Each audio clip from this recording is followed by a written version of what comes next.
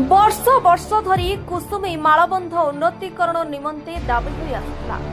तेबे राज्य सरकार अर्थ मंजूर करने पर निम्नमानर काम करी ठिकादार पार हेबाकु उद्यम करुवा अभियोग होइछे।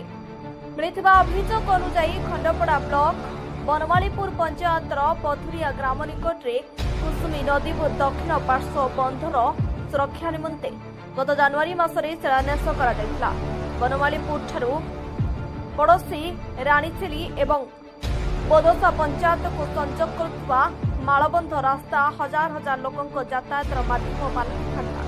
मात्र जलसंपद विभाग द्वारा प्राय 20 लाख ऊर्ध्व व्यय अटकल निर्माण होगा प्रकल्प एवं लोकों दुर्दशा देव बोली अभियोग करा जायछि। अनुदान राशि रे बंधरे मोरम बिछाजिबा सह अन्यान्य काम हेबो बोली स्थानीय बासिंदा को सूचना दिया जायतिबा बेले एबे किंतु एस्टिमेट बाहर तथा निम्नमानर काम होउतबा अभियोग होइछि। काम हाते संस्था पक्षर नदी पठा खोली बंधरे पटुमाटी पकाइवा अभियोग होइछि।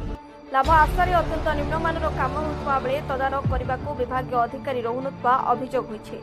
शिलान्यासर प्राय 3 मास परे काम आरंभ होइतबा बेले निम्नमानर काम जोगु चाषी व साधारण लोके हतसंत हेबे बोली अभियोग होइछि। स्थानीय सरपंच बासंती बेहरांको कहिबा कथा हैला ठिकादार पक्षरु नदी पठारु चिकिटा पटुमाटी जेसीबी जोगे खोली बंध सुदृढ़ीकरण करा जायछि। ए माटी जोगु वर्षा दिने लोके यातायात करिबारे समस्या भोगिबा सहित चाषी माने जमीरे हल लंगल नेबाकू दगंजा हेबे बोली श्रीमती बेहरा कहिसंती। फଳରେ लक्षाधिक अर्थ खर्च करी कहा स्वार्थरे ଏହି प्रकल्प निर्माण करा जाउछि ताकू नै से प्रश्न उठाइछन्ते। गुरुत्वपूर्ण कथा हेउछि मरम बिछा जाई बंध सुदृढ़ीकरण पई नियम थिबा बेले ठिकादार पक्षरु नियम बाहरे कार्य करा जाउछि।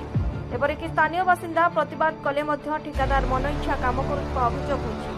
फଳରେ कामर स्थायित्व प्रति आशंका सृष्टि होइछि।